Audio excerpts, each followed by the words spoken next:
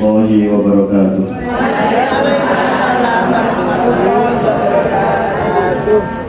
Bismillahirrahmanirrahim.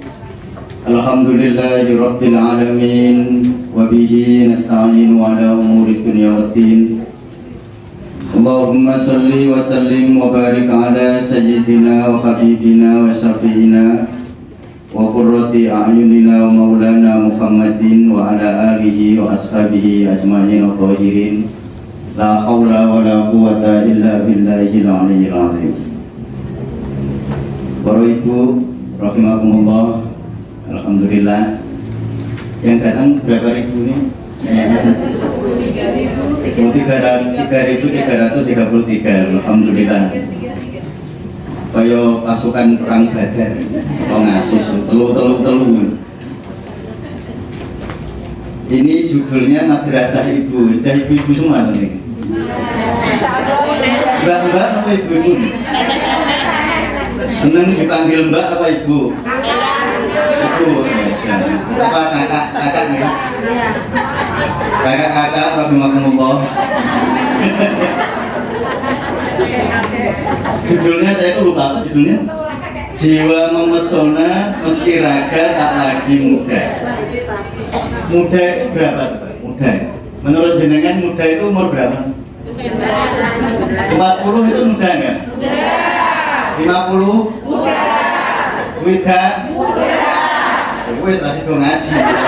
Muda semua kan judulnya enggak sesuai. Katanya enggak muda. Ya, saya mau cerita. Jiwanya muda. Jiwa memesona itu akan memancarkan energi positif ke sekitar. Jadi kalau kita itu duduk di sebelah orang kok jadi hati ini duduk, tahu duduk ya, mangkel. Nah ini berarti jiwanya yang sebelah ini nggak memesona. Saya mau menceritakan satu pasien klo ya. Ini nanti menjelaskan tentang apa yang akan saya bicarakan nanti. Ada pasien saking daerah Kendal mengakunya ke saya, tolong saya diruqyah Ustaz, karena kalau pagi menjelang subuh saya dikeloni genderuwo. Keloni genderuwo ya. Dikeloni apa? Genderuwo. Dia kira-kira genderuwo tenang apa? Lalu si ibu ini datang ke saya cerita tentang perjalanan hidupnya. 2 tahun yang lalu garwani sedo. Karena si mbak ini ya panggil mbak lah ya, 35 tahun. 2 tahun yang lalu garwani sedo. Kerinduan yang terlalu dalam, Terlebihan. lalu nyuwun sewu masih ada hormon seksualnya kan masih banyak ya. Ini masih banyak semua pasti.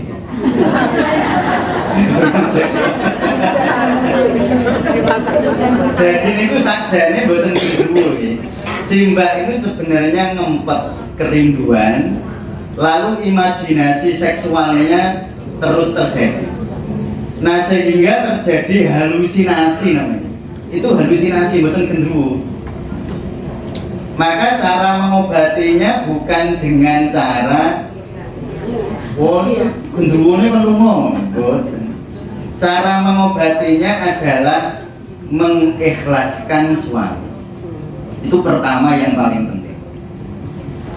Jadi kalau ada seseorang hatinya belum ridho, belum ikhlas, yang menyebabkan jiwa tidak memesona itu sebenarnya itu ketidakikhlasan batin ketika ada hal-hal yang tidak nyaman ternyata terjadi.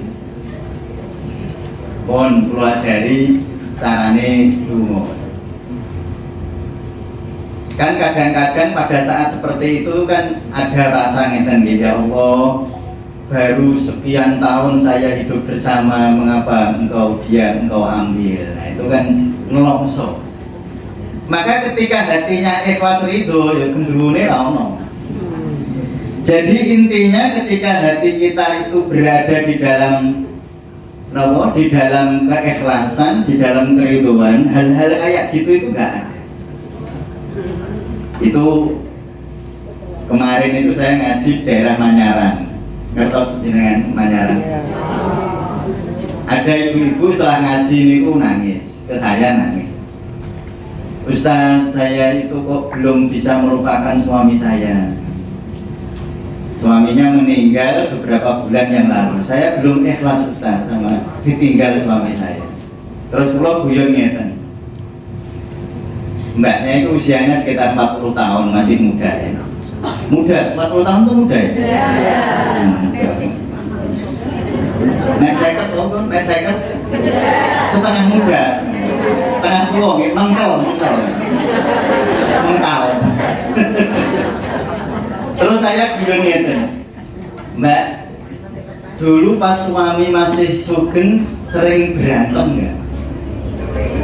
Jawabannya apa kira-kira? Sering. Tapi bareng orang itu kita baru mengingat kebaikannya. Kadang ya nih tanya yang sudah suaminya mensedo ada nih. Biasanya itu sing giling-giling apike. Jadi gak usah nunggu mati yo. Eling-eling apike gak usah nunggu mati. Gak usah garwane situ. Iku pas masih hidup bersama itu masih senengannya berantem. Tetapi ketika sudah nggak ada, terus kayak lagu di Rumah Irama. Kalau sudah tiada rasa bahwa kehadirannya sungguh berharga. Ayo dengan kami aku suruh suget loh. Jadi kita sering kali ketika sesuatu itu nggak ada, penghormatan kita kurang. Baru setelah nggak ada kita baru menyadari. Nah sehingga sebenarnya membuat jiwa mempesona itu dengan membersihkan ketidakrelaan, membersihkan ketidakridhoan kita terhadap sesuatu yang ditakdirkan Allah untuk diambil. Nek niku isih gubet-gubet ning ati, masih muter membuat aurane elek. Nanti delalah nggih wong niku nek aurane kurang bagus, cara dagang ya ora patek payu. Ya saestu, wong kula niku kan dukun. Nah, salah ini kan undang kula, undang ceramah, bukan undang ceramah. Nah, ketika seseorang itu nopo hatinya tidak ridho, tidak ikhlas, itu memperburuk aura. Ya aura itu sebenarnya pancaran energi. Contoh, seorang ibu sama anaknya. Anak itu nek dekat sama ibunya rasanya nyaman. Sebab ibu mencintai anaknya. Makanya anaknya rasanya nyaman. Seorang istri dekat sama suami rasanya nyaman apa mboten? 50-50 mustahil. Kadang nyaman, kadang-kadang mboten nyaman. Ini saya kasih contoh lagi ya. Saya mau cerita banyak cerita ini. Itu nonton jaminan setengah jam toh. Kita nih. Terus kuwi ulang lah ya. Kalau ini Pak Winjan niku nggih. Kalau nggih sahur. Pak Winjan kalau niku bangun jam 2:30. Karo kula nonton bal-balan.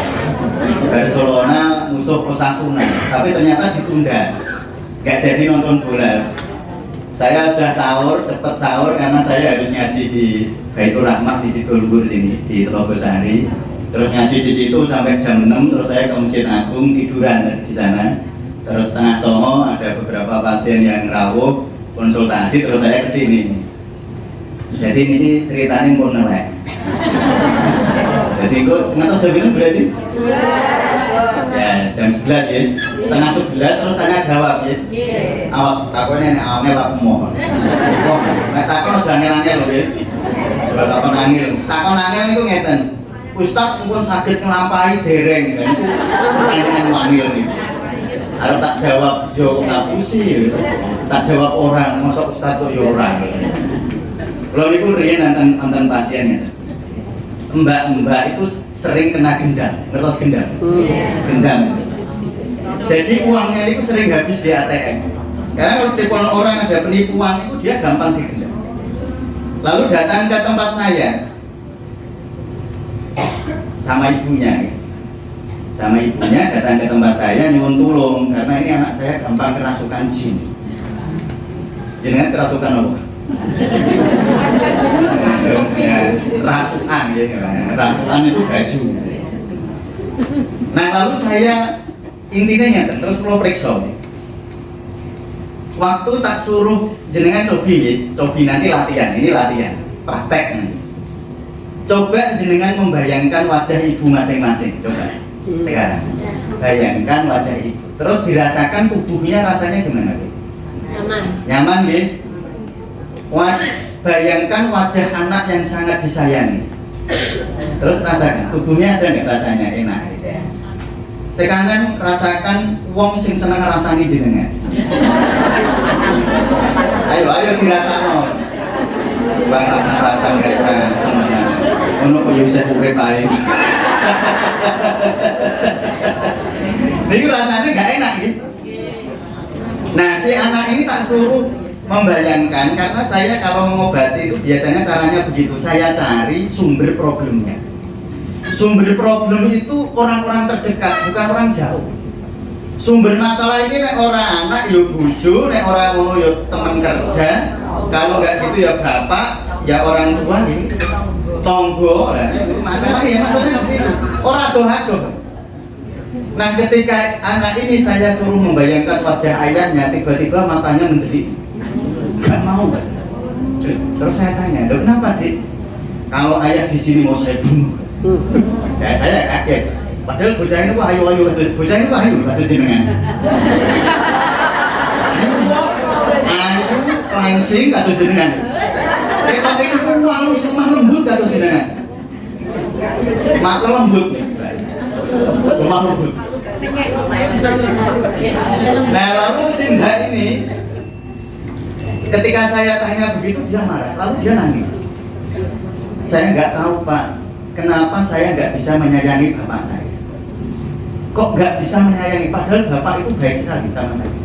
Bocah ini pun mahasiswa habis lulus dari UIN Malesomo. Kalau teman-teman saya itu sangune setiap bulan 1,5, saya anak tunggal, dia anak tunggal, memberi sangu saya 3 juta. Saking sayang coba. Tapi kenapa saya nggak bisa mencintai ayah? Jadi kalau ketemu ayah itu pengennya mukul, pengennya marah. Dia nggak punya alasan, loh. Secara logika itu nggak punya alasan mengapa membenci. Kalau jenengan kan punya alasan ya, membenci bojo, coro niki gini. Ketok yo ora ono sing. Wonten sing jengkel karo garwane. Boten usah ngacung. Boten usah ngacung. Nanti kalau soal kayak itu biasa saja saya.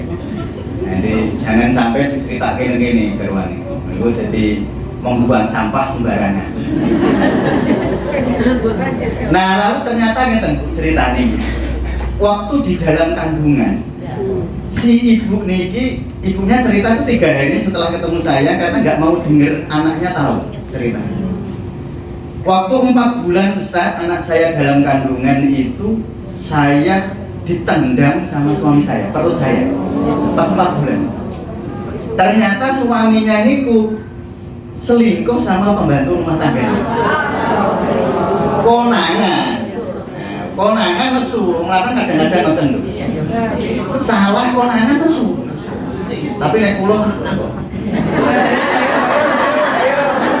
ampun telepon bojone kula lho. Nanti pertanyaan sulit tuh Ustaz minta telepon istrinya Ustaz. Susah, itu pertanyaan susah ini. Kowe terus jenengan tanglet, Ustaz niku nopo nek nang omah sabar. Paling jawabannya ngeten, pret. Mungkin jawabannya itu mungkin ya. Tapi insya Allah mboten, kula sayang sama dia. Lalu saya sayang sama istri saya itu kalau ceritanya nih, bojone kula. Saya itu menikah 2004 Bu. Waktu saya mau koas itu.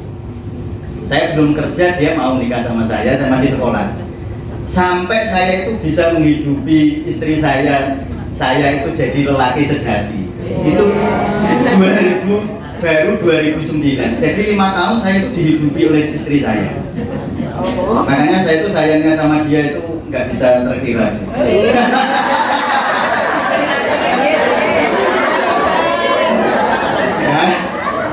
Ya, karena pengorbanannya memang luar biasa. Terus aku bilang juga kok nggak nangis. Nah, lalu ngeten. Caranya ngobati ngoten niku pripun? Karena ini kemarahan anak ini sebenarnya adalah darah yang mengalir ke dalam dirinya adalah darah kemarahan ibunya. Lah kan nesu toh. Berarti kalau ini 4 bulan, mungkin ini kan perselingkuhan itu kan sudah diendus beberapa bulan sebelumnya. Seandainya 9 bulan dalam kandungan, darah yang membentuk si anak ini, adik mbak ini adalah darah kemarahan. Berarti kudu cuci darah. Tapi terus ini cuci darah ruhania. Ini jenengan saya ajari caranya ngeten iki. Jenengan kalau dengan kasus seperti ini, jenengan ngandalke dungane wong mboten saged. Gak iso ngandalke dungane wong liya mboten saged. Jenengan harus membersihkan darahnya dengan air doa. Tuh niku kan darah itu 99% di sini air. 1% itu ada sel darah merah, ada sel darah putih, ada trombosit, ada sari-sari makanan, itu hanya 1%. 99% di sini banyu. Otot-otot ini asalnya dari darah, dia berasal dari air kita itu. Maka ubah anak kita, cucu mungkin yang sudah punya cucu, atau mengubah suami. Nek suaminya nakal, suaminya beli, ada ini angel. Itu ubah dengan air doa. Jadi setiap pagi itu si bapak, nah terus seminggu kemudian saya minta bapaknya untuk sama ibunya datang. Setiap habis subuh macake Fatihah ping 40 di air putih. Karena anaknya juga pengen baik, anaknya mau juga. Akhirnya dicuci darahnya dengan air doa selama minimal itu 40-an hari. Gak usah pakai minimal sebenarnya, itu pokoknya didongake terus. Niku alhamdulillah niku anaknya saya sayang. Jadi mengubah, kalau kita ingin mengubah anak, mengubah orang, mengubah cucu misalnya, kita jangan kebanyakan pakai niki. Pakailah jalan langit. Nah, jalan langit itu jalan ruhaninya. Niku caranya ngoten niku. Nah, ini terus lama-lama anaknya bisa sayang sama ayahnya, anaknya bisa sayang sama ayahnya. Ini caranya begitu. Artinya apa ibu-ibu? Sebenarnya ngeten. Mengapa kita itu jiwa kita nggak bisa memesona? Itu sebenarnya ada ingatan-ingatan di dalam bawah sadar kita tentang hal-hal buruk. Kalau niku riyen nonton pasien, kalau cerita terus mawon nggih. Cerita pasien. Soalnya orang cerita pasien ngantuk ya. Ada mbah-mbah. Ini buatan ibu-ibu 74 tahun usianya. Ini mbah-mbah kok mbah-mbah? Kakak ya? 74 tahun. Nah beliau itu sakit kanker liver, kanker rahim, dan kanker payudara. Sakitnya 3. Jadi jenengan nek mumet tok niku ora usah emosi nemen-nemen. Asem sirah siji tok kaya mumet. Tak ijulke Padahal dijulke lho sirahe. Nah, lalu suatu ketika dia dirawat di Karyadi. Nah, ini orang daerah Pantura sana, di sana itu ngekos itu. Karena perawatannya kan kalau kemo kan harus terus, pengawasan dokter harus intensif. Niku saya ditelepon sama anaknya bukan karena problem itu, karena ibunya niku sikile ngeten terus, Bu. Sikile niku ngeten terus, gak iso lurus. Jadi kakinya gini terus, gak bisa lurus. Padahal kalau di ronsen sampai di MRI nggak ada problem sama sekali. Tapi kenapa nggak bisa lurus? Kenapa kok begitu? Terus saya niku caranya niku coba bayangkan wajah ibu. Niku caranya untuk menemukan problem ini di mana. Ya. Jadi jenengan itu kok kenapa saya nggak bisa bahagia Ustaz? Itu digoleki. siapa yang atau objeknya siapa yang sering yang di dalam tubuh kita itu rasanya nggak nyaman kalau ingat dia. Maka ketemu bapak. Jadi ibu ini menikah umur 11, orang zaman kuno, orang lawas kan ngoten. Saat ini betul. Jadi dulu itu umur 11 tahun, sebenarnya si ibu ini nggak mau menikah sama suaminya, digebuki sama bapaknya. Lalu dia ngumpet di kandang kambing begini kakinya. Nah, jadi sebenarnya ingatan itu begitu dalam sekali dan sangat membekas di bawah sadar. Padahal kalau saya tanya, jenengan menurut jenengan itu pripun Bu? Kalau itu jane nggih pun memaafkan Bapak Ustaz. Mas, manggil saya sing Mas ini panggil Ustaz. Sudah memaafkan Bapak Mas, tapi kalau nak eling peristiwa itu saya itu enggak enak rasanya. Maka terus kula ngeten iki. Mun saiki jenengan pengen pripun? Misalnya Bapak itu tesih sugeng, jenengan coba kembali ke usia 11, jenengan rasakan. Jenengan akan gimana? Kula nggih ngeten.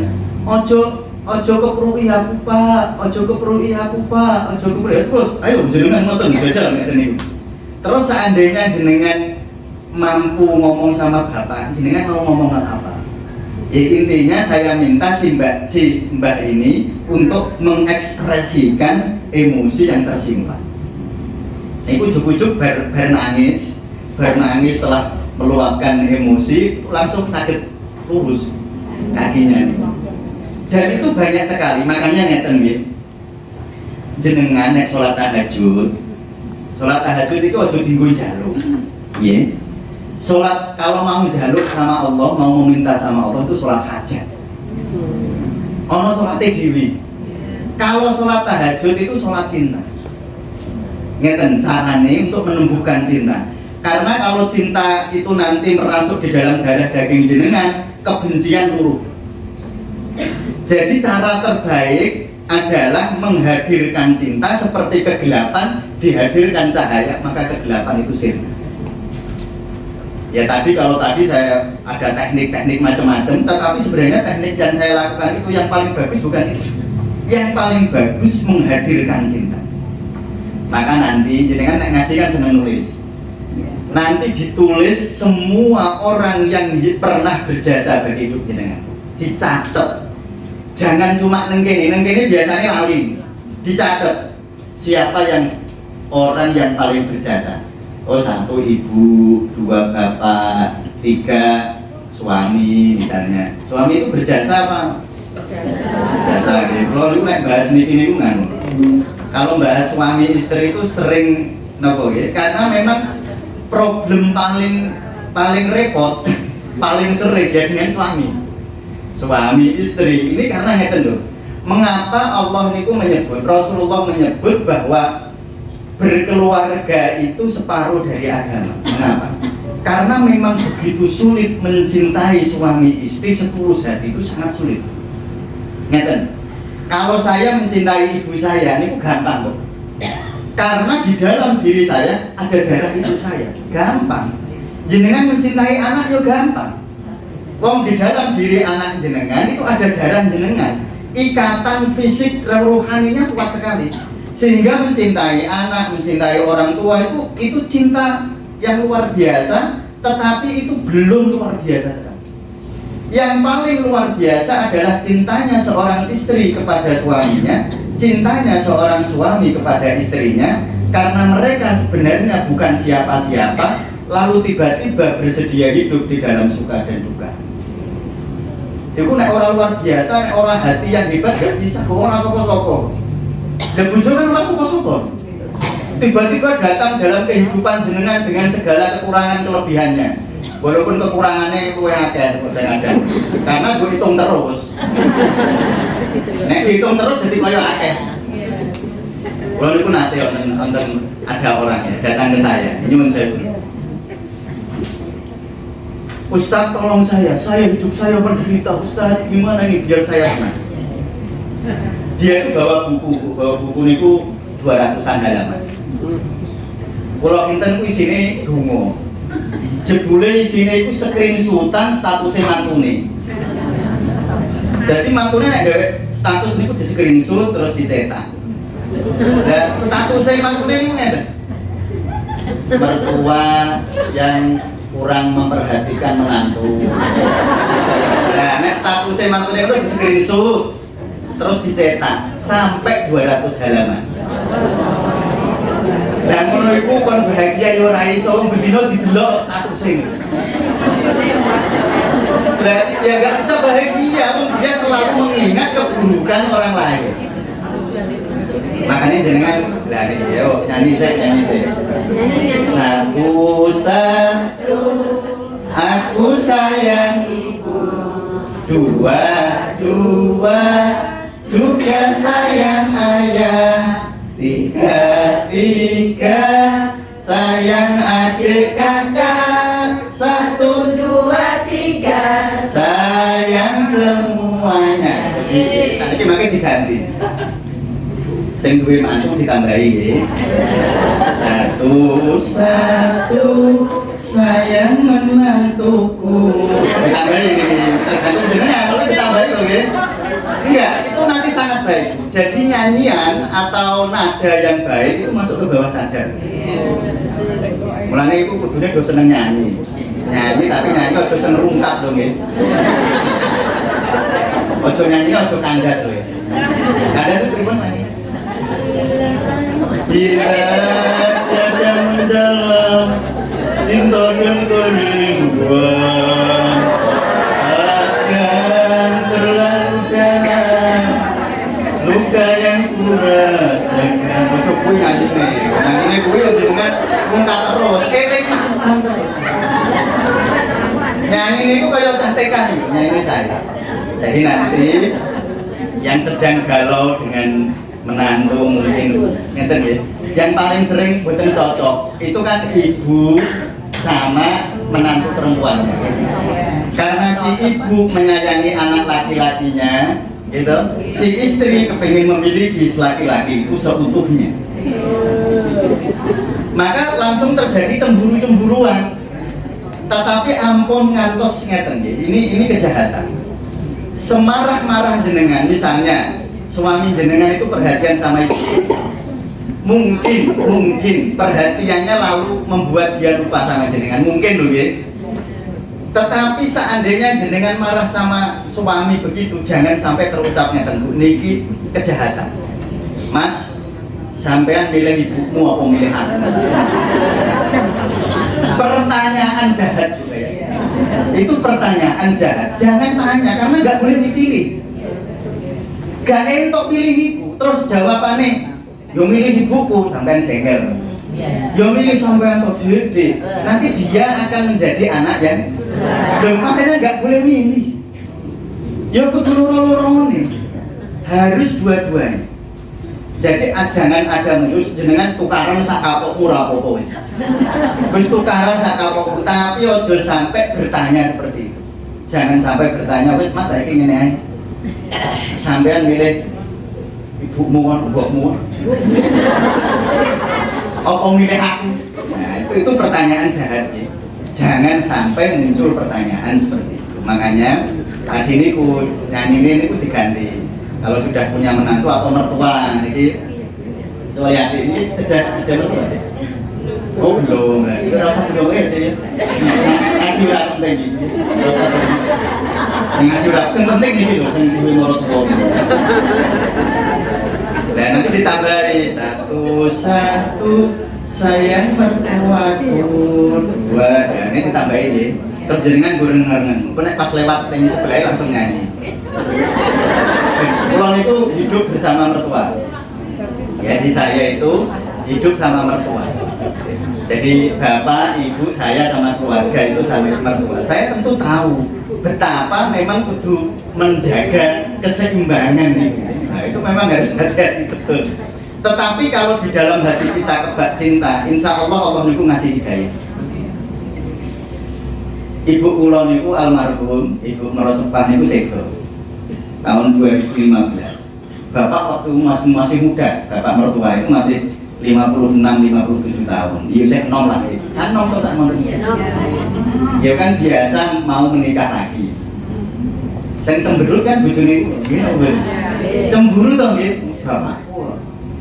Mosok arep nikah menekan terus sakake ibu ngoten, bayangane niku ngoten nggih. Terus saya bilang begini sama istri, Bunda itu sayang nggak sama bapak? Sayang nggak sama ibu almarhum saya. Kalau Bunda itu mengizinkan bapak menikah, jadi jangan disuruh, enggak. Tapi kalau bapak ingin, inilah saatnya Bunda menunjukkan cinta itu kepada bapak. Gitu Bunda. Jadi mengizinkan, mengorbankan luka hati untuk kebahagiaan orang yang dicari itu kan pengorbanan kita. Terus bojone kula nangis, ya udah. Mosok kowe ngancani bapak turu. Lah piye? Lah terus aku piye? Kan ngoten lah. Makanya kula jadi nggih mikir awak kula piyambak ya. Biar bapak ada yang gateke, bojone kula gateke. Oh, jadi yo mek kurusip kan. Tapi gayane menasihati. Dan terus jenengan ketika mencintai suami dengan sepenuh-penuhnya, ini itu separuh swarga. Mulanya ada, ini kalau ceritanya ya, ini ketoke cocok buat jenengan nasihat. Ada 5 orang dijamin masuk surga. Ini jadi, ini kalau kok keiling cerita ini, hadis ini, dijamin 5 orang nih masuk surga. Nomor 1, seorang suami yang bekerja untuk memenuhi kebutuhan rumah tangga. Jadi jenengan kok duwe bojo tenanan ngoten niku jenengan berarti ngerti penghuni surga. Jadi garwane nek pulang dari tempat kerja kayak capek langsung jenengan pirsani, ya Allah penghuni surga. Jenengan ngoten ya Allah. Ya Allah buanane saja ya Allah. Nah niku jenengan gunggung nggih. Yang nomor 2. Seorang istri yang diridhoi suaminya itu dijamin masuk surga. Ini hadis Rasulullah. Jadi jenengan kok diridhoi suami masuk surga jenengan. Oke. Sing nomor 3 lah niki kita iki akeh niki sing nglakoni. Seorang istri yang menyedekahkan mas kawinnya untuk membantu suaminya. Ono napa mboten? Cincin mas kawin bisa kok wis didol kan.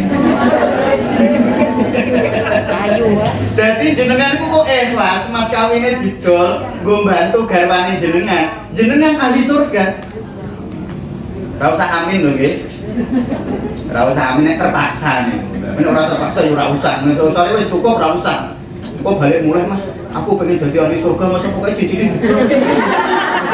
Betul usaha itu nek kepepet. Yang nomor 3 adalah seorang perempuan yang ridho membantu suami. Jadi wonten sing perempuan karir wonten mboten? Ikhlas napa mboten? Ikhlas. Ahli surga. Amin. Kalau ngaji wis iki. Wis langsung ahli surga kabeh. Lha apa ngaji dalan? Gitu mboten? Gitu mboten. Jadi kok ana wong wedok tentu atas izin suami ya. Ya tentu kebutuhan, misalnya kebutuhannya sekian juta per bulan. Oh ternyata garwane iki cuma sekian. Terus jenengan gelem bantu atas izin suami, jenengan ora ngedumel. Kudune jenengan iku nek kerja niku kula ajari elek-elekan iki. Jenengan nek kerja iku duwite jenengan asline. Ora usah dikekno anake, wong sing ngeki anak iku wajibane bojo. Nggih napa mboten? Asline gadene jenengan tapi ketoke nek nyangoni anak ya ambek duwite jenengan ya. Tuku beras bareng nek rego entek ya. Bojoku ora ngeki terus nganggo duwite jenengan gitu. Terus tagih, mangke ditagih nggih karo garwane. Mboten aku ditagih. Ditagih jare yang mau dari Pak Ustaz ngampun. Jenengan kok mboten ngedumel ngoten niku wau, makan jenengan ahli surga. Makanya ini sakjane ahli surga kabeh. Ketoke ngono kuwi akeh banget to. Gitu. Jadi perempuan yang membantu suami itu banyak sekali. Lalu yang kelima adalah orang yang bertobat. Bertobat itu maksudnya ngeten. Jika saya misi seorang suami belum bisa mencukupi kebutuhan rumah tangga, kok saya niku terus ngakoni ya Dik, aku maaf ya Dik ya, urung iso nyukupi kebutuhan rumah tangga. Terus nyepuro njaluk sepuro sama Allah. Niku saya ahli surga. Nek ngakoni. Jenengan nggih ngoten. Maka kalau saya tanya, apakah jenengan ibu yang sempurna? Apakah jenengan istri yang sempurna? Nah, kalau jenengan mengakui ketidaksempurnaan jenengan sebagai seorang ibu, mengakui ketidaksempurnaan jenengan sebagai seorang istri ahli surga. Tapi nek jenengan kurang apa? Kurang apa? Kalau ngene, kurang apa aku, Pak? Urip karo sampeyan iku lho. Ora saya enak. Saya ya mesti Pak. Lah ngoten niku nek jenengan kok ngoten merasa kurang apa aku. Lah niku ora patek swarga berarti. Ya karena gak ngakui apakah betul-betul kita itu sempurna. Nggih. Mulanya at-taibu minadan. Orang yang mengakui kekurangan. Tapi ngoten niku ora usah ngarepe bapake mangke nggih, aku ngakoni Mas, wis tenan. Aku iki bukan istri yang sempurna. Aku balik-balik ngaji kok anak. Ngakoni ini di hadapan Allah. Diakoni di hadapan Allah. Nggih ya Allah, kula niku jenengan titipi bojo, jenengan titipi anak. Saya belum jadi suami istri yang sempurna ya Allah. Banyak kekurangan saya sebagai istri, banyak kekurangan saya sebagai ibu ya Allah, kula nyuwun sepura. Nah, niku ngoten. Niku ahli surga. Nah, tadi saya lanjutkan tentang sholat tahajud ya. Lali atau sholat. Jadi jenengan nek tahajud niku jenengan mengirim cinta kepada orang yang berjasa bagi hidup jenengan. Jadi tahajud niku bagi-bagi cinta, sholat bagi-bagi cinta itu tahajud. Mulanya Rasulullah itu nek tahajud sampai bengkak-bengkak karena beliau begitu menikmati tahajud. Beliau mengingat orang-orang terbaik di dalam hidupnya. Eling Khadijah. Jadi Khadijah itu saking cintanya Rasulullah sama Siti Khadijah ya. Kalau dahar bareng Siti Aisyah itu piringnya telu. Jadi piringnya ini telu. Padahal dari ngono tok. Ketika ditanya sama Siti Aisyah, ya Rasulullah kok piringnya 3? Ini untuk Khadijah. Jadi kan pengen bujuni mangke ngoten. Boten. Wis pon terserah jenengan niku. Lah jadi jenengan membagi-bagi cinta pada saat tahajud ya. Bagi-bagi cinta.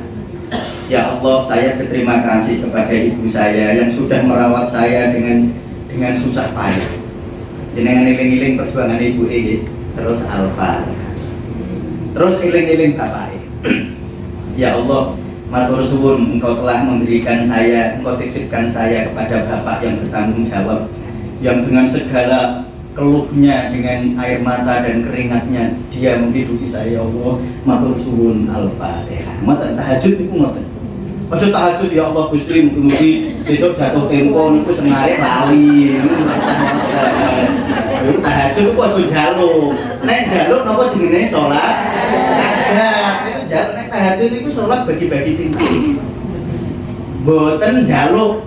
Makanya jenengan deloki mangke donga tahajud ora ono njaluke. Mangke jangan buka ning Google. Iku maha besar, maha guru itu ya, Google sakniki.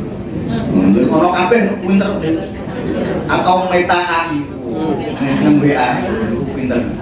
Jadi jenengan bagi-bagi cinta pada saat tahajud. Nggih. Mana orang yang paling berjasa bagi hidup jenengan?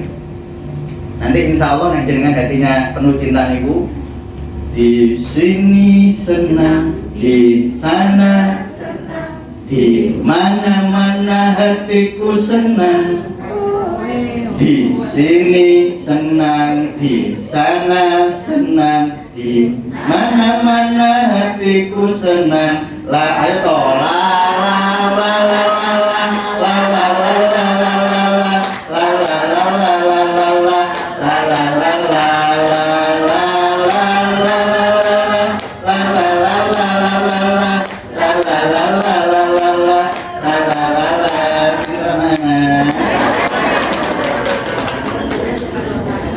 jadilah anak kecil lagi. Nah, mari jenengan saya tua kon guyu angel. Orang memesona. Semakin bertambah usia itu harusnya semakin smiling. Semakin menebar senyuman, menebar cinta, dilatih pada saat tahajud. Jadi urip niku. Nah, niki muga-muga teng mriki seneng balik mulai seneng. Sing paling penting mboten teng mriki iku. Prakteke nang omah lho. Iku sing paling penting. Coba kok kene seneng ketemu kancane iku. Ayo ndi Mbak, melok ngaji nang madrasah ibu. Ya ayo kula ngaji seneng. Bareng tekan omah. Ya Allah, mudah-mudahan. Ya Allah, ya Allah. Ya Allah, itu batang. Kok kena kok bojone kliprak niku. Iku mbok ngapun-ngapun lho.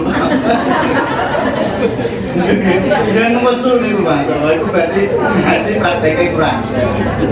Padahal nabi niku wau ya. Jadi kalau tahajud jenengan menulis napa? Menebar cinta saya. Niku jenengan tahajudnya nikmat. Jenengan mungkin ada yang pendatang di Semarang ya. Mungkin ya waktu datang ke Semarang nonton sing nulungi jenengan pas kedelaran nonton sing nulungi niku jenengan kudu matur nuwun. Kula niku riyen nate, kula critani, pas kula kuliah. Kula niku kuliah teng kedokteran niku bayar-bayar dhewe. Jadi ibu saya niku maringi niku nek sak kontene. Sehingga bayar SPP misalnya kalau sekarang biaya yang Semarang itu misalnya 2 juta di ibu kula maringi kula nggih 100.000 lah. Nggih memang ngoten. Jadi kula niku kerja niku napa mulang ngaji. Jadi kula niku dadi ustaz pun suwe, profesional.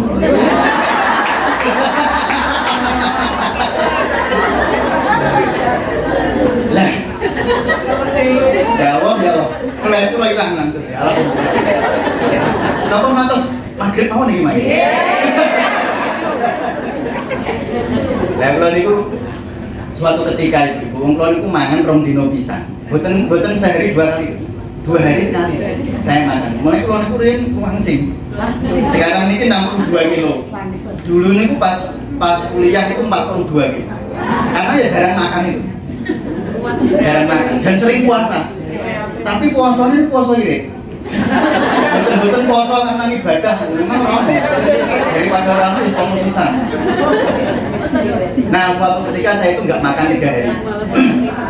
Nggak makan 3 hari saya itu lapar. Niku masa kepepet. Terus kula niku matur kali Allah. Dungane ora donga nganggo bismillahirrahmanirrahim. Langsung dungane ngeten. Ya Allah, kula nyuwun maem ya. Saestu Bu kula donga langsung ngeten. Kula nyuwun maem ya. Kula habis baca Quran. Saya tuh ingat Al-Qur'annya separuh ini besarnya itu nganunya hijau. Masih ada di rumah. Kula bermaca Quran terus kula tutup ya Allah kula nyuwun maem. Tiba-tiba itu ada orang neblek saya. Ustaz, bukan Ustaz. Mas, mau ngaji kan? Oh iya, silahkan saya kasih Al-Quran saya. Bukan, enggak, mau les. Mas ini nganggo singlet atau ini wati. Wah, ini preman harus ngaji. Terus saya dibonceng kayak, ayo ikut saya, mau les di rumah. Terus bonceng. Motornya itu ngomong. Terus saya di depan rumah besar, itu di daerah Ngesrep sana ya. Karena waktu itu saya di pondok, di pesantren. Jadi saya itu memang waktu kuliah ya selalu di pesantren. Makanya ustadz profesional.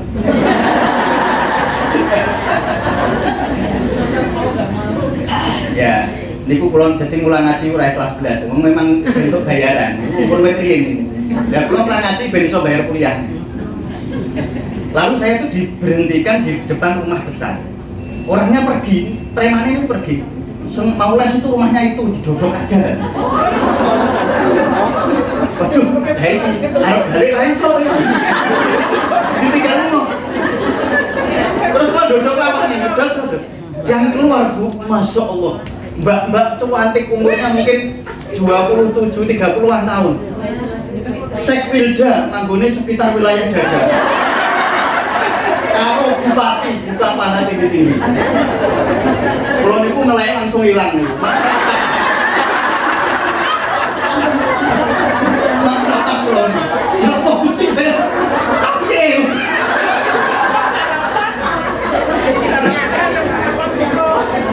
Mas yang mau ngajari ngaji, dia bilang gitu. Iya mbak, saya bilang. Ya sudah masuk. Di dalam ternyata ono telune. Ada 3 lagi yang kayak gitu. Masa bapak mereka.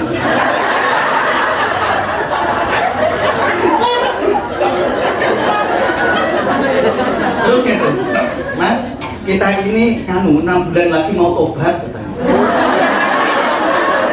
Jadi tolong kita diajari sholat.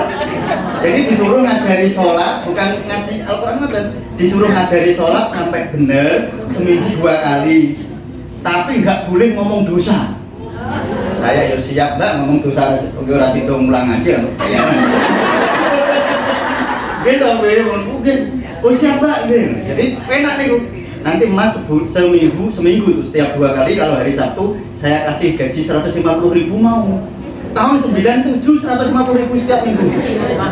600.000 loh sesasi. Orang kaya.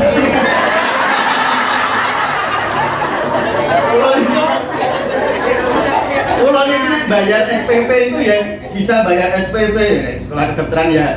Kalau SPP nggak mahal, tapi kalau dulu kan walaupun sekolah kedokteran bayarnya seperti yang lain, seperti jurusan hukum, cuma bukunya larang. Nah saya itu bisa beli buku, bisa macam-macam, yaitu jasa dari mbak-mbak cantik.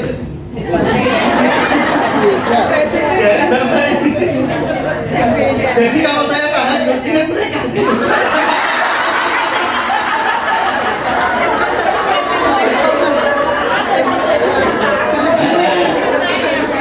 Tenang, wah saya habis itu nggak setelah ini ya mas ya nanti dimulai Rabu depan ya, bukan hari Minggu itu dimulai Rabu depan. Oh ya siap mbak, sekarang mas makan dulu kan. Langsung kok makannya apa? Pizza. Oh jadi mas seneng. Tapi uang lain tapi gaya loh. Oh dibungkus kayak gini terus kan 2 bungkus, 2 bunder nanti. Oke. Saya makan ini separuh, yang separuhnya di sisanya suruh bawa pulang. Konco-konco di pondok pulau itu udah seneng. Kamu cak itu rapatin bunduin. Kayak aku. Dia wah udah seneng. Panganan apa mirip-mirip? Bentuk pendi. Wah ini rezeki dari bidadari ya.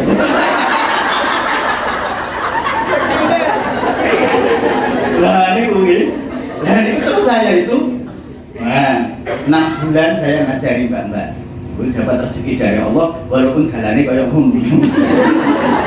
Jadi mbak-mbaknya itu dengan saya mungkin, pemandu karaoke dan rotok-rotok. Jadi mereka itu sering cerita ke saya, walaupun saya itu nggak boleh ngomong dosa, tapi mereka sering cerita bahwa sering diajak. Apa pejabat nih kesini, ini pejabat ini kenal mereka. Mau kenalin lahir batin tuh ibu. Itu lahir di batin itu. Kenal. Itu, kenapa? Saya apakah mereka entah mereka berdosa atau tidak berdosa, mereka juga berjasa dalam hidup saya. Maka di dalam tahajud pun, Plus sering beberapa kali mendoakan mereka. Terus muga-muga jadi orang yang bahagia. Lalu kejadian itu berulang lagi, udah cerita nih. Tahun kemudian kan cuma 6 bulan itu ya. Lah kula niku terus miskin lagi.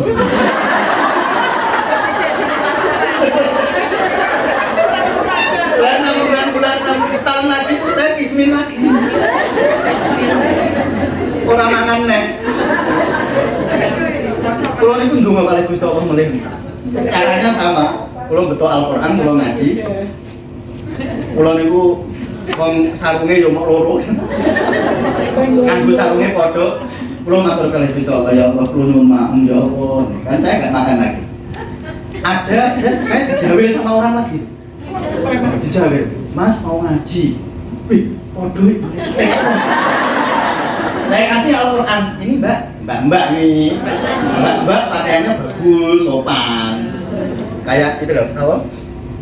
Yang merawat anak-anak baby saya. Putih-putih. Silakan Mbak. Enggak, kita mau les. Oh, gini. Terus ayo ke rumah kita gitu. Terus saya diajak naik mobil. Mobilnya api. Belum mau ngeten ya, alamat rezeki nomplok gitu. Ternyata saya itu suruh ngajari les ngaji anak-anaknya orang Perancis, orang Australia, sama orang Amerika. Istrinya orang Indonesia, belum mlebu Islam, dua anak niku Islam. Kulo kan ngajari maca Quran selama 6 bulan. Karena anaknya nanti lulus mau sekolah di luar negeri harus bisa baca Quran. Tapi sudah pinter wong Iqra wis jilid 4, jilid 5. Kalau petene kula ora usah tak sinauni jan yo iso. Tapi wong Gusti Allah arep rezeki aku yo wis. Kaya lagi. Oh iya. Lah lajeng kula niku ngajari terus sama salah satu orang tuanya, kan tidak semua ke saya, dia bilang, Mas, nanti setiap minggu 200.000 ya. Gaji naik. Gaji naik. Wah, orang kaya ini. Dan itu selama 6 bulan. Jadi saya itu bisa, alhamdulillah, sekolah dengan segala kesulitan itu, yang bantu dengan peristiwa-peristiwa semacam itu namanya Amr. Amr itu keajaiban. Jadi Gusti Allah tuh ketika, nah ini mau tak kasih ijazah ini soalnya jenengan. Ada yang kesulitan? Banyak. Ini yang saya beri ijazah adalah yang sulitnya banget kepepet-pet. Kepepet-pet, nek cuma sulit Lombok larang nih. Iya, Lombok larang nih. Gitu betul. Iya nih. Nah, itu ora pepet, cuma monoton. Nah, itu kepepet itu maksudnya darurat. Maju ra iso, mundur ra iso, meneng ra iso, nggak ra iso. Wis kepepet, wis angel iki. Duwe masalah siji iki wis 2 tahun, 3 tahun kok ora bar-bar. Nah, iki mangke kula paringi carane ndonga di bulan Ramadan. Nah, iki paringi ijazah. Nek jenengan merasa tidak kepepet, kan do bahagia kabeh gitu. Orang pepet tong nggih jenengan, terus buyang-buyung ngono mau. Lah ora kepepet ya. Itu nanti diajarkan ke orang, mungkin ada yang sakit nggak sembuh-sembuh diajarkan. Ya, atau ada keluarganya yang sakit nggak sembuh-sembuh. Nah, nanti boleh, nanti saya izinkan untuk diajarkan. Tapi kalau badhe cerita riyen tentang mengapa kok begitu ya. Terus ngeten. Jenengan ate mireng ayat tanazzalul malaikatu warruhu fiha bi'izni rabbihim min kulli amr. Tentang amr. Allah itu ketika mau menciptakan sesuatu caranya dua. Nanti ini tak tes balik orang ngerti sing ilmu iki, ora entuk balik. Kok ben panitia sing menehi buku ini. Kan entuk balik. Allah itu ketika mau menciptakan sesuatu caranya dua. Nomor 1 al-khalqu. Al-khalqu itu Allah menciptakan sesuatu melalui hukum sebab akibat. Namanya al-khalqu. Misalnya Allah itu menciptakan manusia, khalaqal insana min, jadi khalaqo, kha lam qaf, khalaqo, menciptakan sesuatu melalui hukum sebab akibat. Contohnya khalaqo niku contohnya nggih. Jenengan arep nyayur asem misalnya. Nanti nyayur asem. Yang nggak bisa ngacung. Ini 9 nih. 9. Oke, kalau ini kesuwen mangke teng mriki jenengan tak bosen baru. Oh, jam 10. Sesuai jebule. Oh, ceritanya kula pun tak pun. Jadi ketika jenengan mau nyayur asem, ada urut-urutannya gitu. Nyegat saya tukang sayur. Mas, gowo terong ora. Gowo Mbak asem ono ora? Blonjo sih. Blonjo dinapake. Dirajang dilebokke setelah dicuci nggih. Ora usah dicuci. Kurang sehat. Dicuci saya, dicuci loh ya. Nah, lalu kan ada prosesnya nih. Dari awal sampai akhir jenengan ngerti prosesnya. Namanya al-khalqu. Jenengan kerja teng suatu tempat. Misalnya PNS. Kan bayarannya ngerti, sesuk arep bayaran nggih. Ngerti toh nggih? Namanya al-khalqu. Karena ketahuan sebabnya tahu kita. Nah, kalau amr itu kita nggak tahu sebabnya. Ujuk-ujuk mak bedunduk. Ayo bareng-bareng. Ujuk-ujuk mak bedunduk. Sing banter lho. Ujuk-ujuk mak bedunduk. Nah, mak bedunduk. Jadi ujuk-ujuk mak bedunduk. Jadi nggak ngerti sebabnya, namanya amr. Makanya di dalam surat Yasin, innama amruhu idza arada syai'an ayyaqula lahu kun fayakun. Sesungguhnya amrnya Allah loh. Nek Allah wis berkehendak kun fayakun. Kita nggak tahu sebabnya. Kados kula niku wau lho, pokoke njaluk mangan, mbok kon ndi ora ngerti kowe. Delalah semeneng ono ada orang datang yang saya nggak duga namanya Amr. Jenengan nate mboten ketika hidup dalam keadaan seperti terus ditulungi wong padahal jenengan orang jaluk kok ono wong nulungi jenengan nate nggih. Nah, itu namanya Amr. Tidak diduga min haitsu la yahtasib, dari arah yang enggak diduga, namanya Amr. Kalau yang tadi namanya kholqu. Kholqu itu Allah menciptakan melalui hukum sebab, dan semua amarnya Allah diturunkan di malam Lailatul Qadar. Kan surat Al-Qadr tadi ya, inna anzalnahu fi lailatul qadr wa ma adraka ma lailatul qadr. Lailatul qadri khairum min alfi syahr. Tanazzalul malaikatu warruhu fiha biidzni rabbihim min kulli amr. Salamun hiya hatta matla'il fajr. Semurung hafal, dihafal gini. Hari terakhir kapan madrasah ibu? Besok saya mau hafal surat Al-Qadr gak usah digani ijazah. Nanti ijazah ya? Oh bukan nih, surat itu orang berani surprise. Jadi dihafal gini, karena ijazah ini makin ibu. Inna anzalnahu fi lailatul qadr. Kalau hari ini menit contoh Lailatul Qadar. Jenengan kenal Jenderal Sudirman? Tahu ya? Tahu tapi kita tahu beliau nggak tahu kita. Jenderal Sudirman itu pas perang gerilya, beliau kan gerah ya. Gerah paru-parunya yang berfungsi hanya satu sisi. Sama Bung Karno, Adinda, lebih baik Adinda nggak usah perang, di sini saja sama aku di Jogja, kata Bung Karno. Tapi Jenderal Sudirman itu orangnya luar biasa ya, terus matur. Kalau Panglima tidak perang, bagaimana nanti tentaranya? Udah dengan loro sithik ngono wis rada ogah. Loro cantengen iki lho paling. Nanti cantengen. Lah niku mangke golek cilik pitik nggih. Golek boke cilik pitik. Wong desa iki ngono. Ini kok mboten? Nggih. Nek cantengen golek cilik pitik golek boke. Iki jarene mali jarene. Tapi kula mboten santai. Nah, Jenderal Sudirman itu lalu perang, beliau itu nyamar dari kiai. Memang beliau kiai, nyamar dari guru ngaji. Namanya diganti Ki Ageng Lelono Putra. Jenderal Sudirman. Lalu Jenderal Sudirman ini berkeliling dari kampung ke kampung, dari tempat beliau itu keliling kayak guru ngaji. Namanya Ki Ageng Lelono. Tetapi namanya orang hidup itu dikhianati. Akhirnya wonten sing mengkhianati salah satu tentaranya itu memberitahu kepada Belanda bahwa Lelono Bodro itu Sudirman. Jadi dikhianati itu biasa.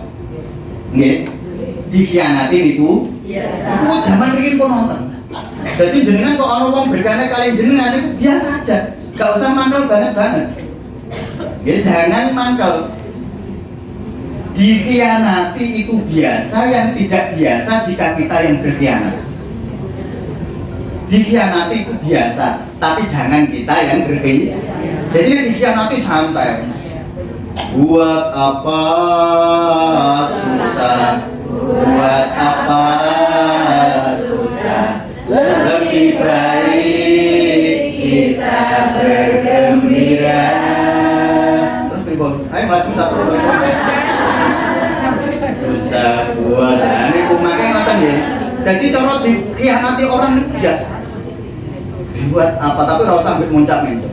Buat apa susah. Ora usah ngoten. Ku gayane ngomong buat apa susah apa ini gue.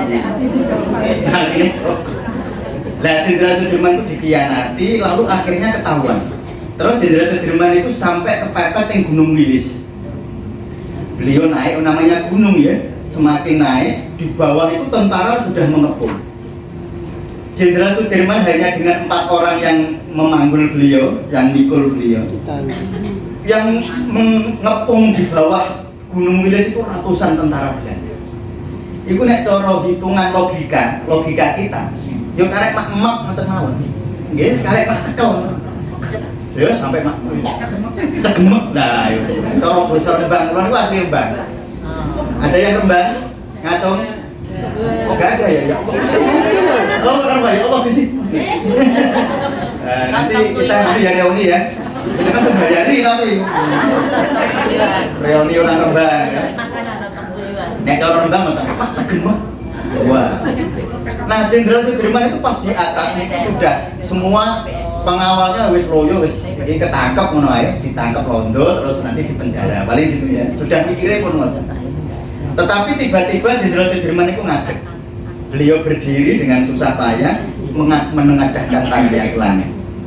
Tiba-tiba niku awan hitam bergulung-gulung, angin badai datang menghantam gunung. Lah nek ning dhuwur kan ana wit-witan. Lah ning ngisor iku wit-witane gede-gede bertumbangan itu. Maka tentara Belanda itu lari kocar-kacir.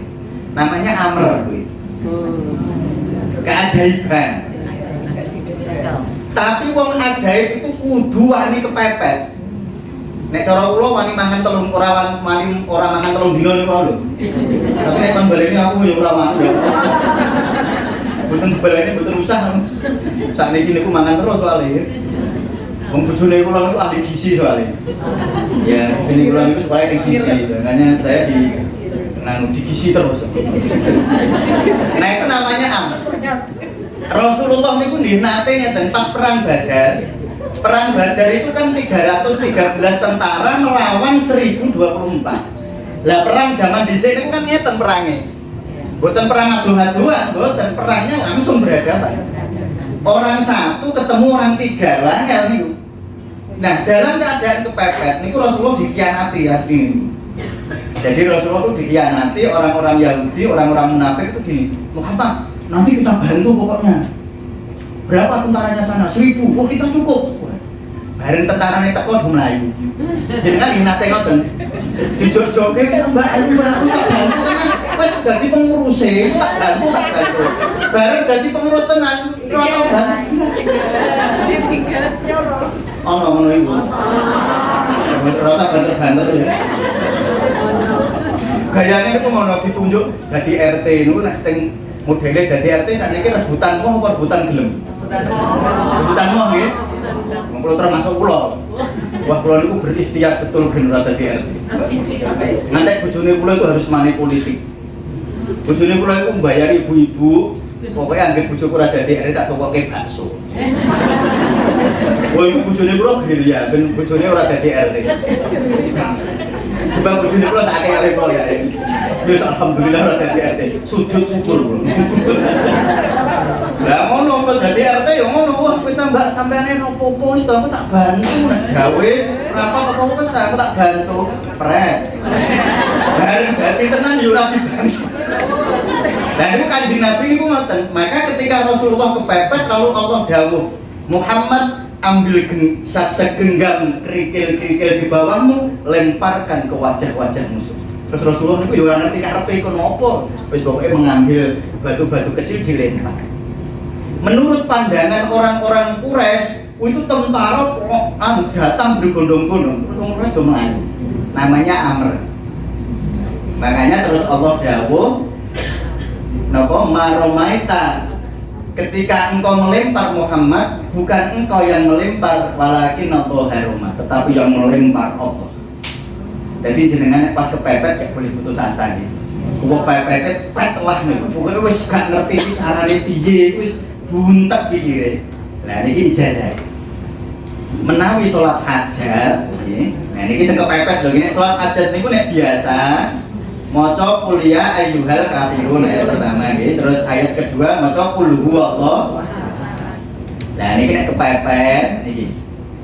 Ayat pertama setelah Fatihah membaca inna anzalnahu fi lailatul qadar wa ma adraka ma lailatul qadri khairum min alfi syahr tanazzalul malaikatu wa ruhu fiha bi idzni rabbihim min kulli amr salamun hiya hatta matla'il fajr. Lalu rakaat kedua setelah Fatihah membaca qul huwallahu ahad. Setelah membaca qul huwallahu ahad, membaca innama amruhu idza arada syai'an ayyaqula lahu kun fayakun. Nah niku nggih niku ijazahi.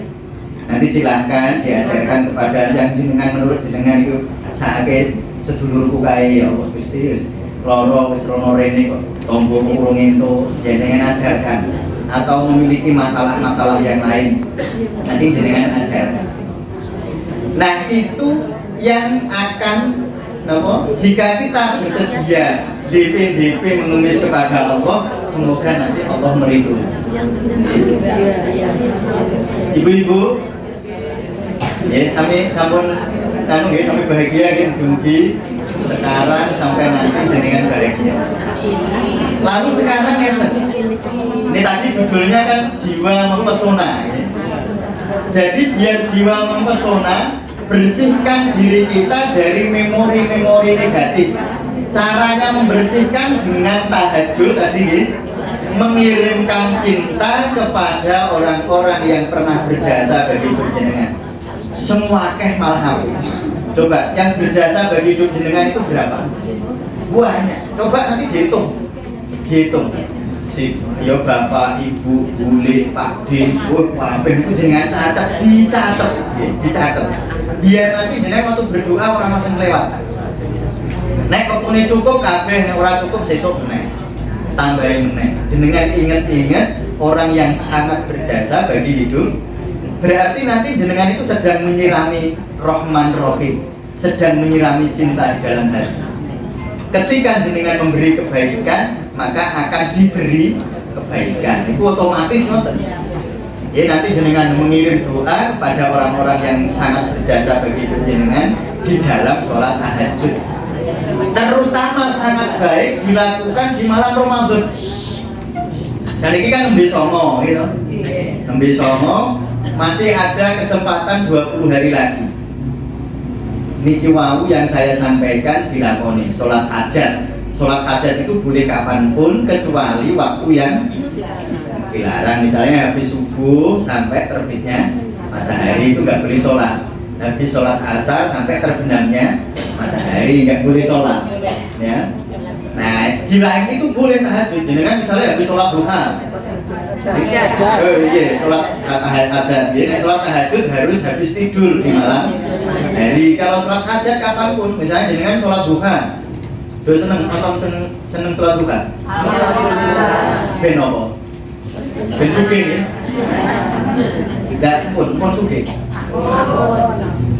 Nanti ya saya cerita ini ngaji tua ini ngaji tua.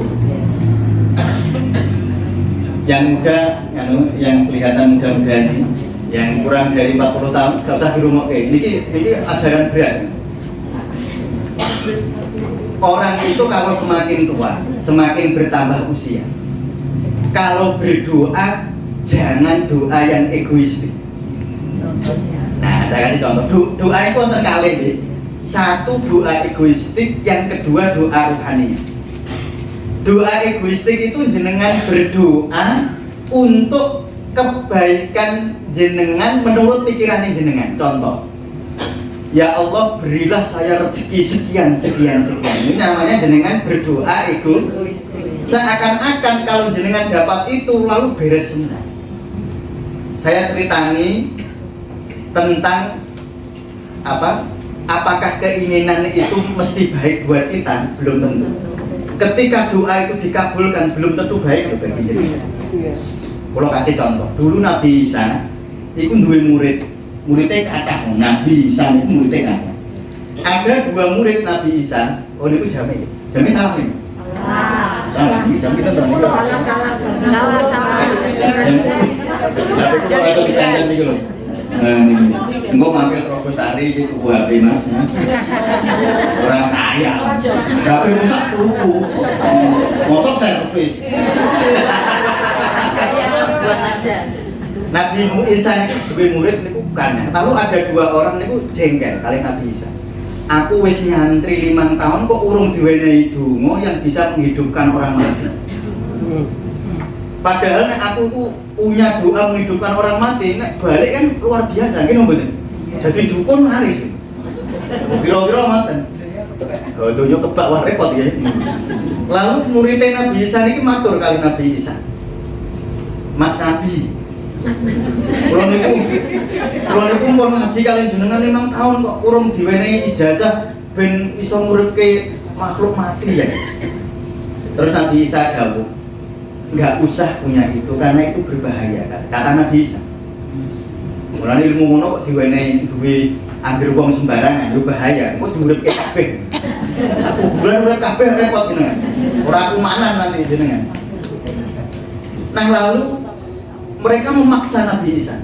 Pokoknya pulau jaluk donga niku tenang. Nabi Isa akhirnya ya sudah kalau mau dikasih doa. Bareng untuk donga niku terus balik. Sudah pamit, saya sudah malam, pamit. Mereka lalu duduk-duduk di pinggir hutan karena senang nih wow, perjalanan pulang istirahat. Tiba-tiba mereka melihat ada kerangka.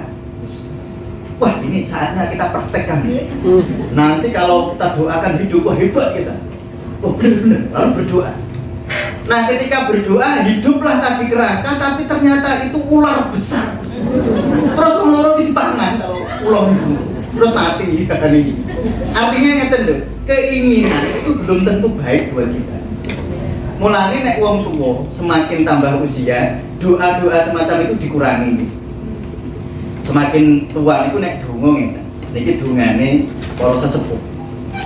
Ilahi anta maksudi waridhoka matrudi. Ya Allah, yang aku cari engkau dan ridhomu. Nek isih nom-nom, wah dongane akeh ora apa-apa. Nek urung kayak Mbak ini, suaranya bagus ya. Donga ya Allah, berilah saya suami terindah.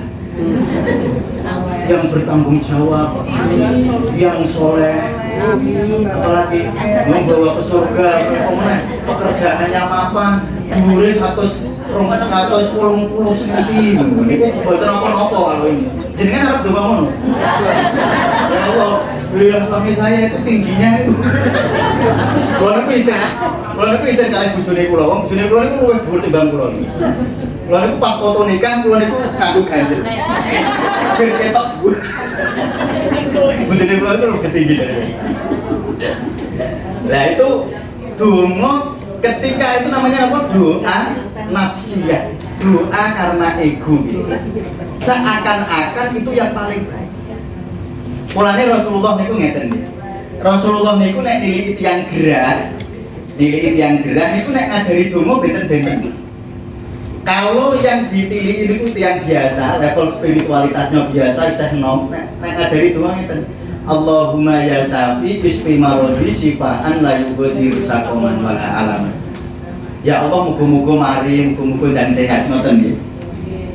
Tetapi ketika yang dijenguk oleh Rasulullah itu orang yang spiritualitasnya tinggi, dongane gitu. Iki nek wani niru ditiru, nek orang wani niru ora usah ditiru. Nek wani lho niki nek wani, nek orang wani ora usah karena ini tergantung level kita dan yang tahu kita. Orang lain enggak perlu tahu. Ketika Rasulullah niku napa nilai orang gerah yang level spiritualitasnya tinggi nek ngajari donga ngene. Allahumma ahyini ma kanatil hayatu khairan wa tawaffani idza kanatil wafatu khairan. Ya Allah, jika hidup itu baik bagi saya, hidupkan saya. Jika mati baik bagi saya, matikan saya. Jenengan wani donga ngono. Ayo, ana aja dipaksa nggih. Wah, pas asam urate munggah 11. Akeh men niku manane opo untuk salat. Nah, asam urat itu paling tinggi ya, ngoten nggih. Ora usah akeh-akeh, mboten usah. Asam urat. Terus donga Gusti Allah. Ya Allah, asam urat kula niki munggah ya. Mari nggih kula siap, mboten mari nggih mboten napa-napa. Jenengan wani donga ngoten niku. Kula niku urip nggih kula siap ya Allah, mati hari ini juga siap ya Allah. Gayane wani donga ngono. Bareng balik mulai roh anake saya cilik-cilik. Dongane kula cancel ta. Dongane kula mboten siap sakake anake kula lho, saya mboten lho. Lah Rasulullah itu kalau berdoa ngeten. Ini doa-doa level tinggi yang seharusnya ketika usia makin bertambah, dosis doa semacam ini harus lebih banyak. Dongane ngeten Rasulullah. Ini doa yang menyebabkan Rasulullah itu Isra Mi'raj. Rasulullah itu diparingi hadiah yang tidak ada satu makhluk pun diparingi itu langsung bertemu Allah di Sidratul Muntaha karena doa itu. Doanya Rasulullah niku ngeten. ila man takwiluni ila ba'idin yatajahamuni am ila qaribin malakatu amri fa ilam takun ghadabuna alayya falahu. Ya Allah, Engkau mau mengirimku kepada siapa? Apakah kepada musuh yang akan menyiksaku atau bahkan merajamku, atau Engkau mengirimku kepada sahabat yang akan menolongku? Asal Engkau tidak marah kepada aku, saya siap dua-duanya. Jadi kan doa manten, ya Allah, dirasani iki mboten napa-napa. Dirasani apik nggih kula mboten napa. Dirasani elek nggih mboten napa-napa. Asal jenengan mboten duka kalih kula. Jenengan wani donga manten iki. Karena doa itulah lalu Rasulullah, lalu Allah dawuh kepada Jibril, wahai Jibril, jemputlah kekasihku itu Jibril. Itu saking terharunya Allah kepada doa orang semacam ini. Nah jenengan bungane kan Allahumma rzuqna rizqan halalan thayyiban mubarakan wasi'an. Ya Allah, mugi kula rezekine ingkang padah. Umure niku pun ngeten, sudah 75. Isa ndonga ngeten, ya Allah panjangkan usia saya. Iku Jibril apa Israil jaluke piro to jan? Jaluke piro to jan? Boten, niki saya tidak menyalahkan yang masih doa seperti itu, tetapi idealnya begitu ya. Pada saat raga kita secara fungsional dan secara fisik menurun, secara ruhani harus meningkat. Jangan raga menurun, ruhani menurun. Wah itu ciloko tenan. Engko sithik-sithik sambat mesti. Dengkul loro niku pun gawane wong tuwa. Engko nek ruhanine ora munggah, sambat terus kan loro kabeh. Semakin tambah usia yang sakit kan makin banyak tuh Bu.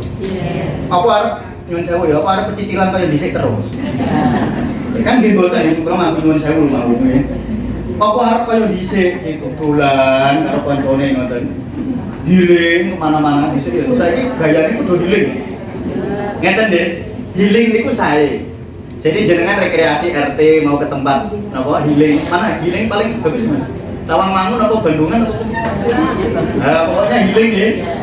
Healing terbaik bagi orang-orang yang rohaninya matang adalah rumah. Maka Rasulullah dawuh baiti jannah. Rumah adalah. Jadi kok ana wong nang omahe dhewe kok ora bahagia, iki gak beres spiritualitas. Ora beres karena rumah harus jadi surga. Itu tempat terindah untuk istirahat itu ya rumah. Mulane kok sampai ana wong lanang ora kangen omah, gawat kok mboten. Gawat. Ana wong wedok ora kangen omah. Kangen omahe wong mah. Lah niku kan. Lah niku donga-donga semacam itu doa kepasrahan hati. Mulane nek saya sepuh sing diakeh-akeh tahajud. Mboten salat hajat. Saya sepuh. Nek isih nom-nom salat hajat. Kan keinginannya masih banyak. Anake isih cilik-cilik. Oh, semoga-moga anakku iso dadi ngene, boleh nggak apa-apa doa semacam itu. Tetapi ketika usia makin bertambah, niku dongane niku wae. Ilahi anta maksudi wa ridhoka maksudi. Engkang saya cari Engkau ya Allah. Yang saya cari, yang saya rindukan adalah Engkau. Itu seperti Rasulullah. Rasulullah itu 3 hari sebelum sedo ditawari oleh Allah. Malaikat Jibril datang. Wahai Rasulullah, saya diberi kabar oleh Allah untuk menawarkan 2 hal kepadamu. Pertama, tawaran pertama, engkau boleh hidup sesukamu, kapan saja, berapa lama sesukamu, wahai Rasulullah. Jika engkau memilih pilihan yang pertama, engkau ingin hidup di dunia sangat panjang, Allah akan menghadiahkan semua materi, kekuasaan diberikan kepadamu, wahai Muhammad. Itu pilihan pertama Jibril, iya itu pertama. Yang kedua apa? Yang kedua, engkau bertemu dengan kekasihmu. Engkau bertemu dengan Allah kekasihmu. Ketemu Rafiqul A'la. Saya ditawani kula bingung jawab. Mir, kowe urip teng donya sak karepmu. Pokoknya mau 100 tahun, 200 tahun boleh dan akan dijamin jadi penguasa, rezekine akeh, kekayaannya banyak. Yang kedua, kamu bertemu dengan kekasih. Jawabnya kula paling ya 50-50 gitu. 50-50. Tapi Rasulullah dengan mantapnya niku dawuh ngeten. Aku memilih ketemu Ar-Rafiqul A'la. Aku memilih bertemu dengan kekasih. Lho niku nek orang kekasih Allah niku ngoten. Jenengan kenal Robi'ah Al-Adawiyah yang terakhir ini tanya jawab ya. Tanya jawab ke jangan tenang mageran takon telepone bojoku niku angel. Mboten ampun takon nomor telepone bojoku. Telepon kula boleh. Nanya nomor telepon saya boleh. Tapi telepon nanti jenengan takut kali bojone kula.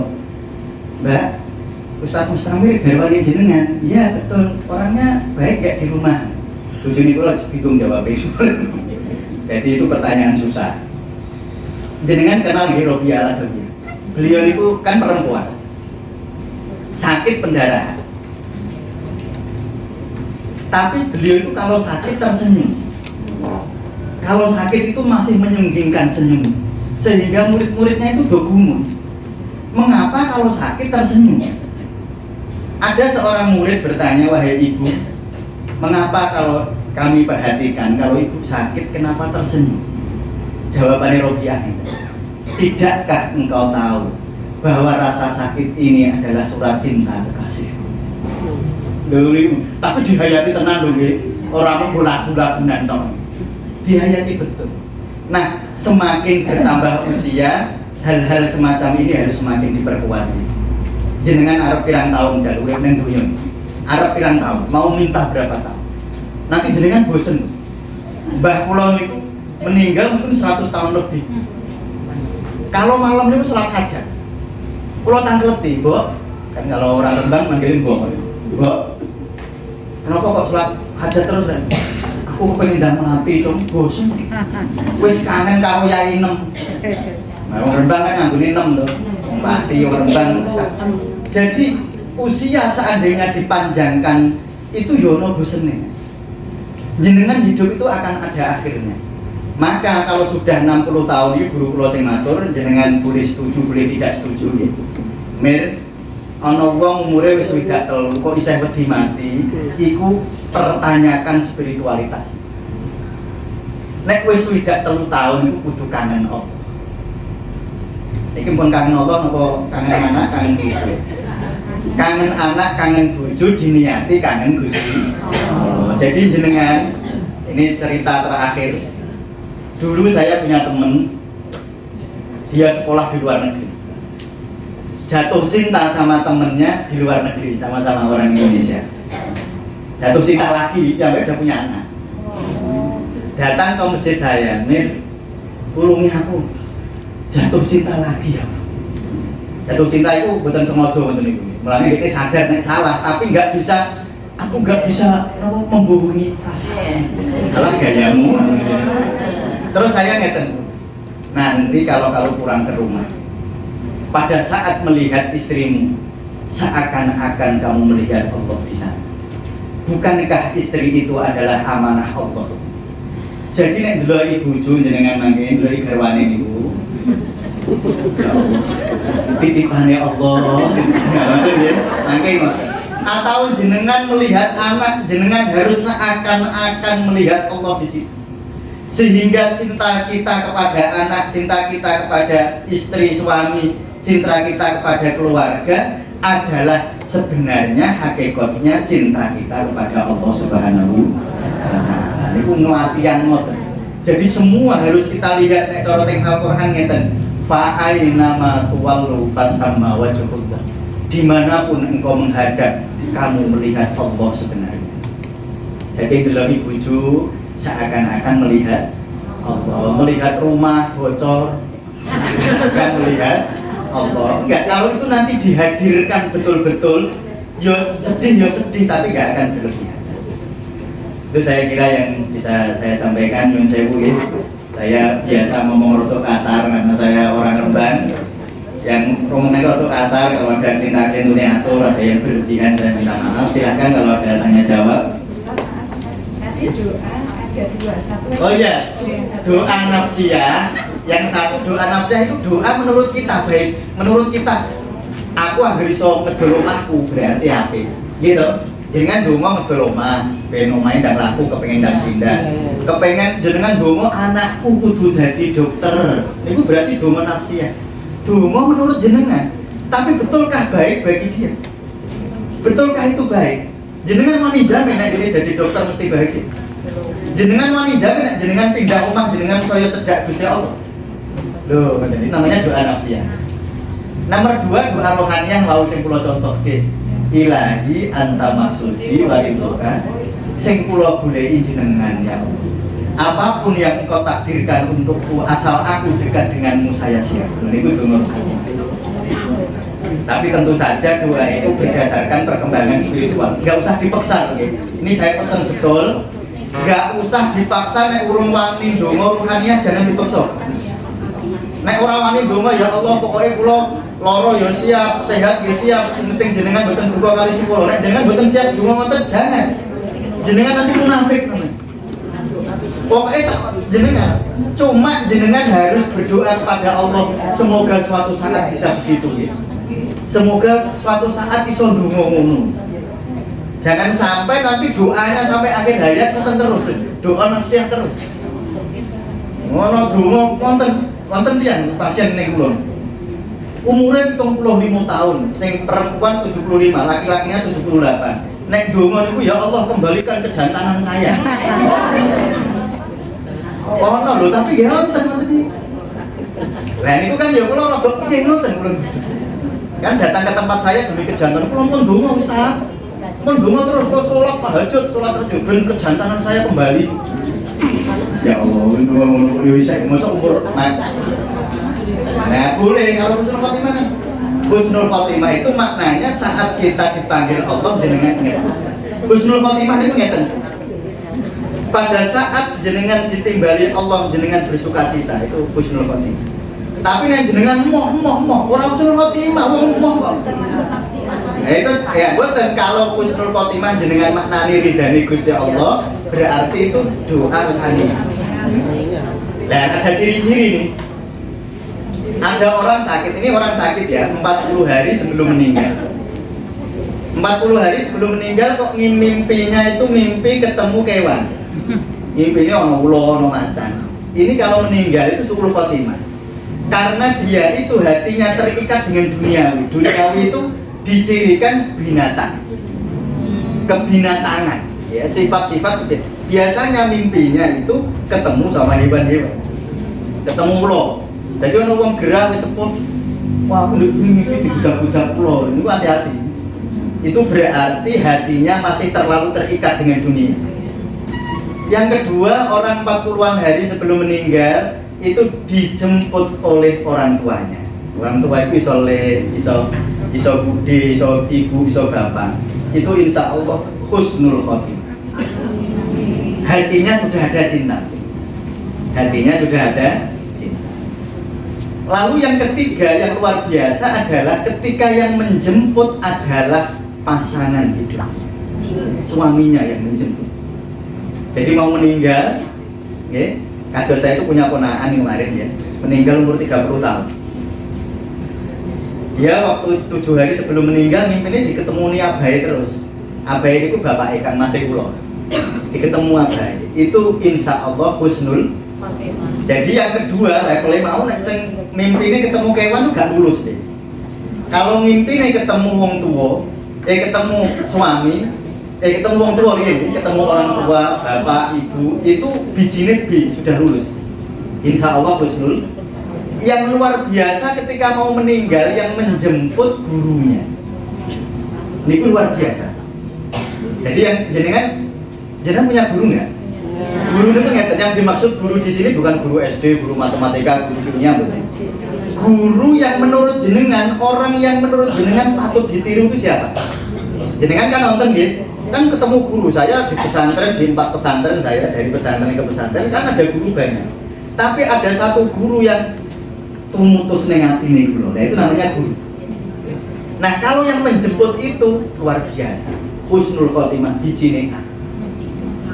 Ya, jadi paling tadi itu bijine B yang lulus, yang menjemput orang tua. Lalu yang menjemput suami luar biasa atau istri, yang menjemput guru itu.